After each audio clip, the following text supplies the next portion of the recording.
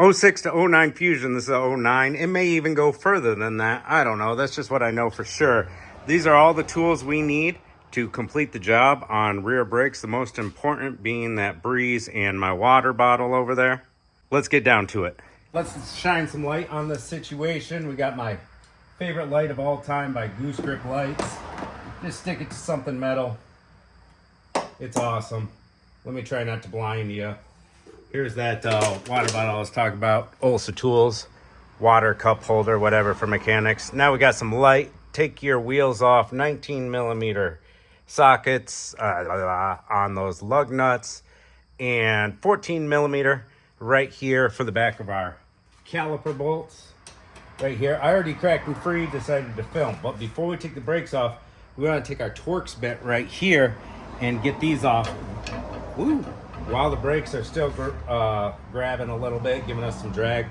T40 Torx bit. We're going to take it. There's two of them in here. They're pretty rusty. So what we're going to do is hammer smack it. It's going to help break it up and free it up.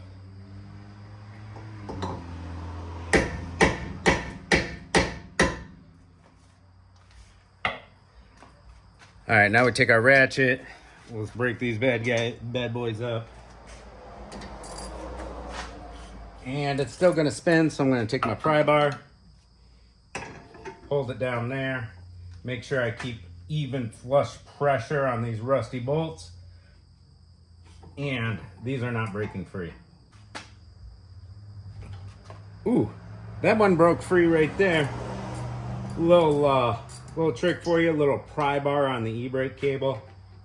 Keeps the brake still. A little easier than sideways.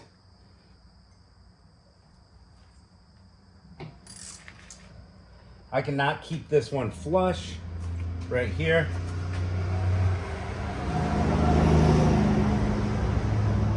I'm gonna try left hand. It's a little rotted. There we go. It broke free. So yeah, we can take that pry bar out of that e-brake cable now. Just made it a little more steady for me holding a bar this way instead of this way. You don't want to strip these out and then have to torch or drill them out.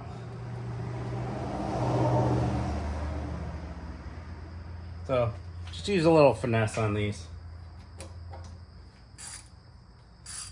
Of course, you can always press the brake pedal down to stop your brakes, but I'm here by myself. I don't feel like lowering the vehicle and putting a board on the pedal or anything. Now we got those off, we could take our bolts out of the back of the caliper. Those were 14 millimeter, like I said. Boom. 2 bolts out. Take us a screwdriver, pry that caliper off. We are changing out the calipers. We had a seized one on the other side. We're getting 2 fresh calipers.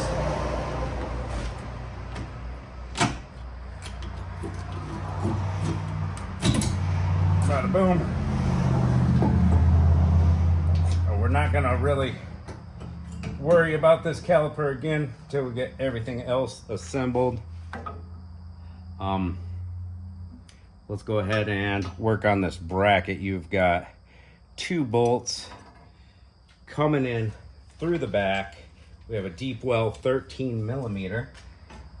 This one goes through that hole.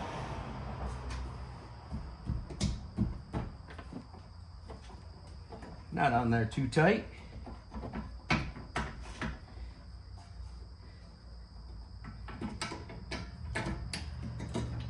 Move this caliper to the side.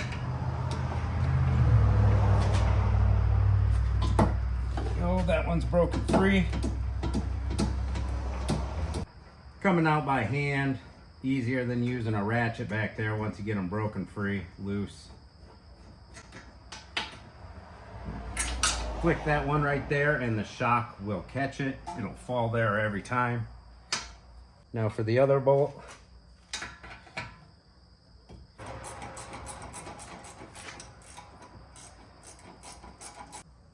I had a set of gear ratcheting wrenches. They're pretty good for the average guy, but for a professional shop, they'll start wearing out. couple years ago I bought these Jaeger tool ones, insanely cheap on Amazon, and I put them through a lot of abuse, metric and standard set. Not a single one has gone out.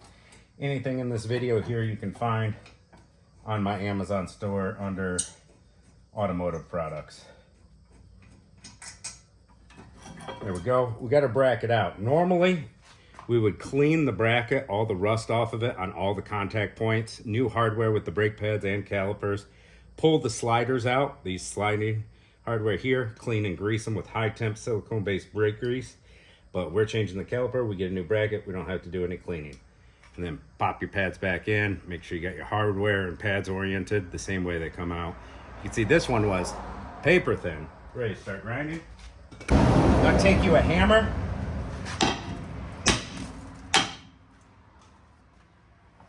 That came off too easy for how much corrosion was around the lip of the rotor. Too easy. Now we have something called a hub buddy right here. It's in my Amazon store. And we want pretty rusty rotor right there. So we want to clean it up. Goes over the lug stud and cleans it, and then you can go in here. Let me show you. Boom. Cleans it up real good. All right, grab your new rotor. You've got your screws to match up if you want to put them back in. So, only goes on one way. Grab your retaining bolts, I should say, rotor retaining bolts. Put those in. I don't know why Ford felt it necessary to use two of them, but you know, whatever. Typical Ford idea. I gotta tell you, all I've worked on this week is Fords. This is my fourth Ford Fusion in here this week. And I just had a Ford Escape ship out with a blown out spark plug. 4-cylinder EcoBoost. And yeah. Threads shot right out of that bad boy on cylinder 4. Ford. Maybe it's just because there's more of them out there on the road. I don't know. I think I would have saw something else besides Ford this week. All right, now we got to grab our brand spanking new caliper and prep it. Come with me. First thing we want to do is split our caliper away from the caliper mounting bracket. This is a 14 millimeter bolt here, right? 14, yep. And it's always easier just to use an impact if you got one. Well, this one doesn't want to spin out. This one did. These are 17 millimeter right here. You can hold them with a wrench, these little hold downs, pin, slider, harder. I don't even know what I'm talking about. All right, we got them separated. I don't like this stock lube that they put in here. Use something quality. Find it in my Amazon store. Silglide, brake lubricant, high temp, silicone based brake grease. Holds up over the years better than anything else I've ever tried. Wiped off a little bit of that old stuff. Put a little bit of this Silglide in there. A little bit more right there. They only lightly coat these. I like to put a little extra in because we are in the rust belt here, people. A little bit of grease on the outside of that boot there, right there. That's where the water likes to seep in. That's where I like to make sure there's some grease. A little extra grease for you, bud. A little bit of grease right here where the new mounting hardware is going to go. Keep it from rusting in the future. Brake hardware right here. And this is just going to set in, clip in, press it down in the middle, make sure it's flush. Next one.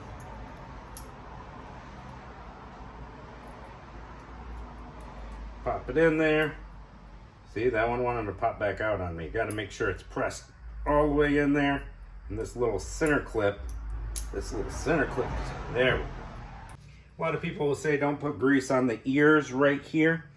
I say if you're in the rust belt, put grease on the ears. Oh, it'll collect dust and debris and then they won't move. Well, I don't have any issues. It keeps that rust away. Don't get any of that grease on the friction surface of the pad. We're gonna put it in sideways and then turn. Sideways and then turn. That's the easiest way to put these pads in. We are all prepped on our bracket. All right, go ahead and get your brake bracket. That's all prepped. Shove it on down there with the sliders pointing backwards.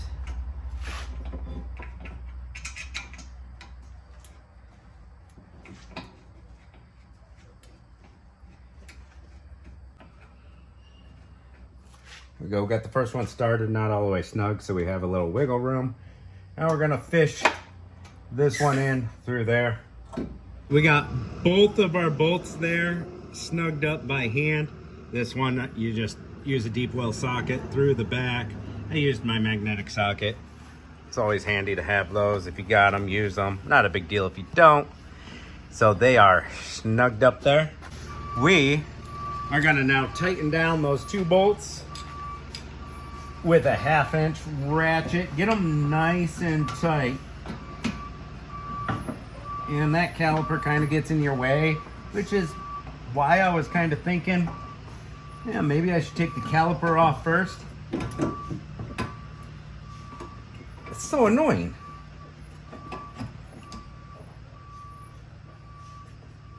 Let's get it over here. There we go.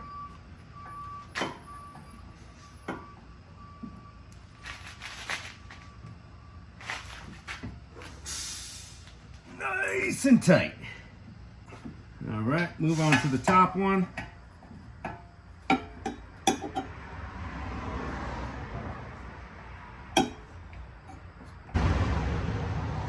There we go, nice and tight.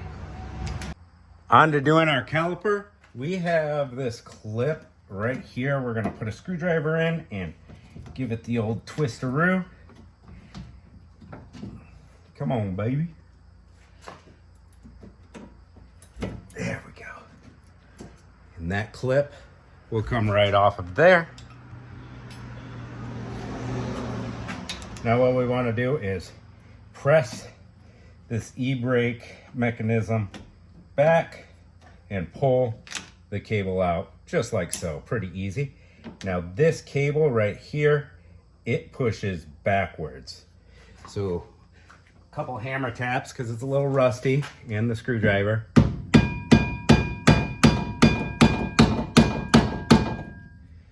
It's moving. It's a little rusty.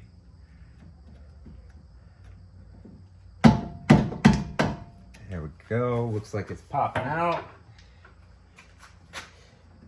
There we go. Cable is out.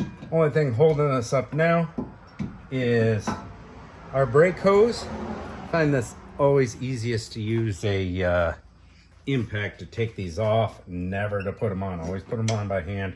This is supposed to be a 12 millimeter. She's a little rusty too. This side is giving me more trouble than the side that was grinding all the hell. Yeah.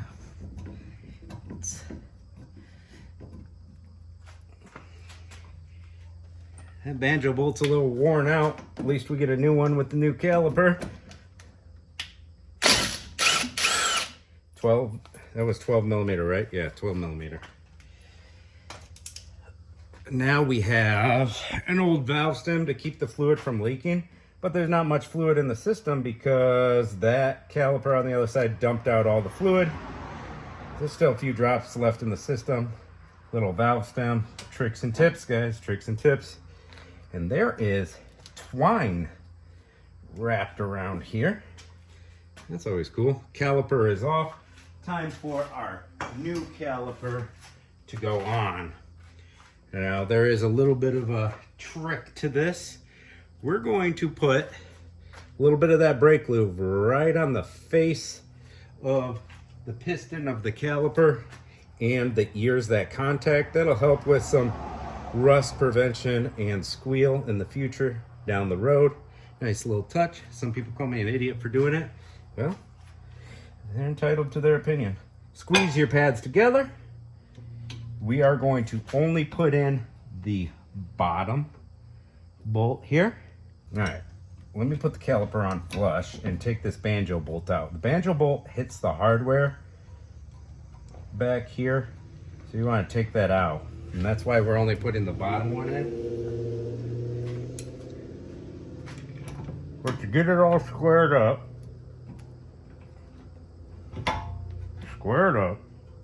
using the other bolt,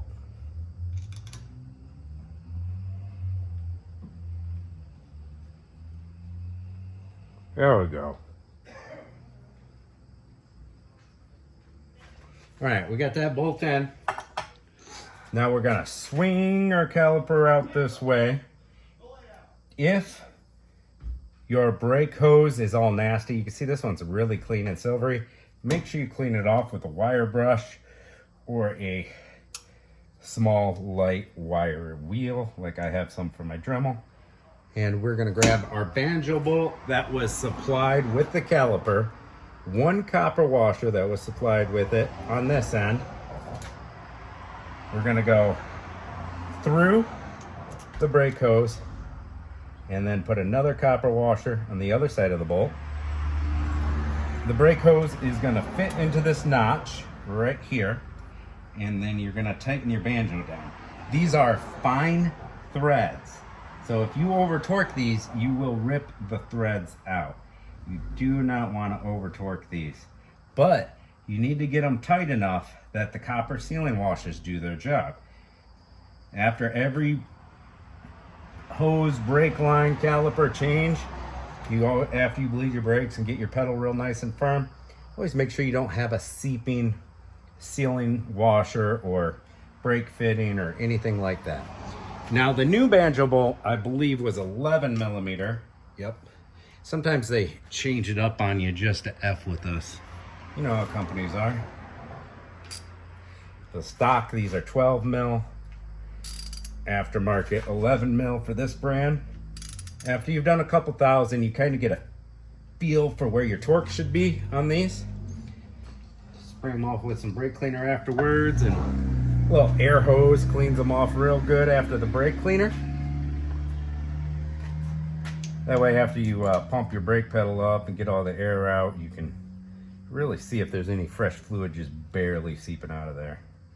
Now we can put our other bolts on, and we can put them tight.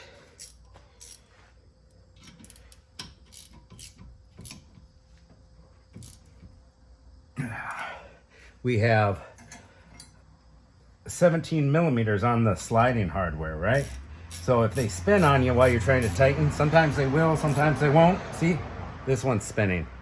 We have also tools, slim wrenches that fit into tight areas. They are perfect for this application. There you go. Nice and tight now. Freaking love these, and I've been using them a lot, and they're still really nice and shiny. Super shiniest wrenches I have. All right, now that's all hooked up, we got to do our e-brake cable. Pretty rusty crusty here, but I think I knocked most of the crust out by hammering it back. It needs to go through the back and be flush with that plate, and we are flush with that plate. Now I need to figure out where I put my clip. There it is. We are flush in there, and we are gonna pop our retaining clip in. Boom, it's in. Now we've got to push back on the e-brake mechanism, just like that. You can see it has a bottom out spot right here. That's where it should be if your e-brake isn't pressed in. Make sure your brakes weren't wearing out because you had a seized cable or anything. So what we can do is press in with our hand and pop a screwdriver right here, and that's going to keep that pulled back for us while we put this in. Boom, our cable's in. Make sure that is bottomed out on its pin right there. Well, let me give you a closer look. That's what it should. I can't even see my screen with this light on. Get out of my way, light. All right, there we go. So there's our clip. It goes through the back. Clip goes straight in. we pressed this backwards and it just hooks right up in there. And right here is our pin and our tab. The tab should be bottomed out on that pin. Make sure your e-brake cables, or parking brake cables, are not seized or anything. Double check through your head that everything's tight. Did I mention spray your brake rotor off with brake cleaner before installing it? They come with shipping oil and you want to get that off. We'll take our brake bleeder cap off, our little protector. That's going to be a 10 millimeter for bleeding these brakes. So grab my 10 and open up our bleeder. And we're going to bleed brakes. If you don't know how to bleed brakes, it's really simple. Watch a video on it. There's probably 10,000 videos on how to bleed brakes. We have no fluid in the system. We need fluid because that caliper on the other side blew out and dumped all the fluid. I got my bleeder screw loose.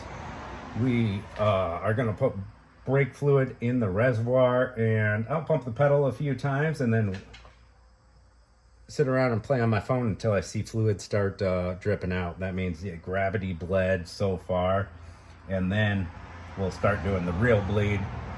Go through your head and make sure all your bolts are tight. Rotor retaining bolts, caliper bolts, mounting bracket bolts, banjo bolt. You know, just go through, make sure everything is good. Torque your lug nuts to spec.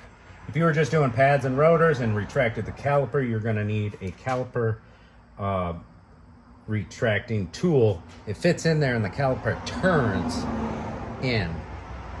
So you turn it to the right with pressure inward. I've got some of those tool kits in my store. You can buy the cheap like $3 or $4 cube tool.